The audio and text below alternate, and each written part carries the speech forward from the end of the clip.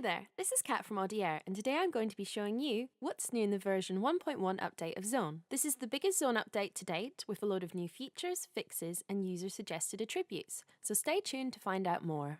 Let's begin by looking at the noise section, as we now have 5 new noise types. You can see we now have amp, which emulates a guitar amp type sound, bacon, which emulates the sound of frying bacon, and then we also have circuit, analog, and vintage. You can select these by clicking the display and choosing from any of the options. Noise can also now be turned on and off via its own dedicated switch. In this update, we're very proud to announce that we've added 100 new presets for you to choose from. Again, these have been inspired by some of the rarest and best sounding synths out there, so make sure you have a play around in them.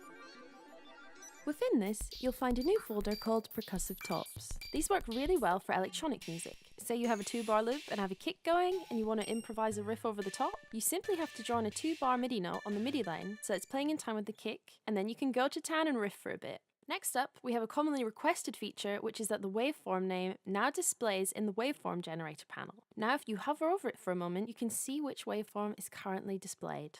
Another big feature to be added is that Oscillator 1 and 2 can now be linked. With this, Oscillator 1 can now act as the master, with Oscillator 2 behaving as the slave. In this mode, if you change the waveform of Oscillator 1, it will automatically change the waveform of Oscillator 2 to the same thing. The tuning and fine-tuning of both oscillators are also linked when this mode is active, but the shape and sync amount values remain independent of each other. To link both oscillators, you simply select the Link Oscillator 1 and 2 option at the top of the Zone UI. You can now bypass effects by right-clicking on an effects tab. This is shown by the effects type becoming grayed out. We now also have free stereo delay. A common feature request was that we couldn't have delay unsynced to tempo, which we've now rectified with the implementation of free delay. We've also added distortion to the effects section. On Control 1 is the amount of distortion, and Control 2 is where we have 7 distortion types, including exponential, soft clip, hard clip, triangle fold, single fold, and multi-fold.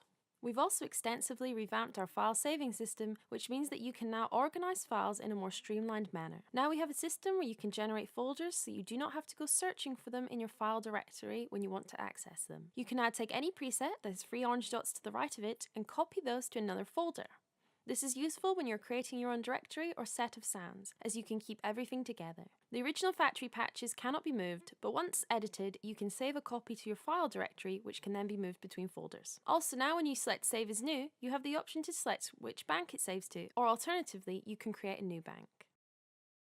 We've now changed the way parameters are coloured when they're dragged onto the sequencer grid or onto a macro. Now when something is dragged onto a macro, the label for that effect will now turn orange. If it's dragged onto the sequencer, the label will turn blue. And if it's been applied to both, the label will change to light grey. Left and right locators have now been added to the global lane sequencer steps. Now you can simply just drag each of the locators at the top to choose where you want your sequencer loops to start and stop. Zone also now shows previously used unedited sequencer presets by highlighting the last selected lane preset. You can now lock individual lanes by selecting the padlock icon to the left of the sequencer lanes. When a lane is locked, you can't write any data into it, so it's impossible to accidentally change what you've written. You can also now bypass the lane by selecting the little circular no symbol to the left of the sequencer lane. We've added some additional functionality in the sequencer menu.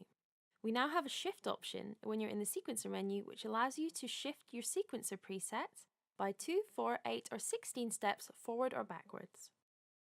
The ability to increase and decrease your data settings by percentage values is now possible. One new major feature is that holding shift and clicking and dragging now allows you to move all of the data in a lane up or down. So if we have a preset that is too harsh or undesirable, we can easily scale it down by simply holding shift, clicking and dragging in the desired direction. Another major new feature is the ability to enter numeric text input on sequencer lane data by double-clicking a lane and entering a value to input the percentage. This works on both unipolar and bipolar lanes. Music scale presets have now also been implemented into Zone, which can be seen when you are in the pitch lanes. Lanes now have presets for a variety of popular scales and arpeggios with up to 23 different variations.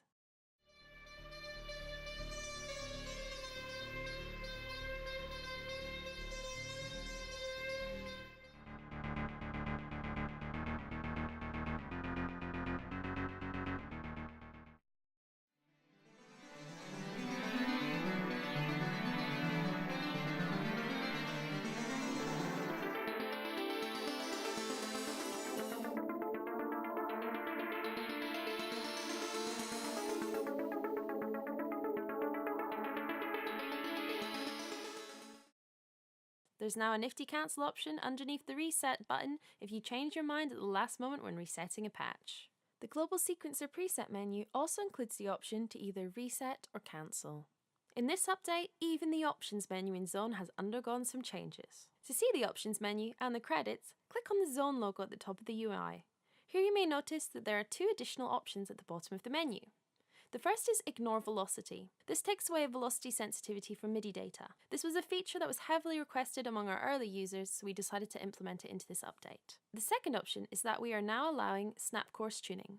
Previously to this update, if you wanted to bring oscillator tuning to the grid, you were working with a percentage-based system where neither oscillator was snapping to a semitonal value.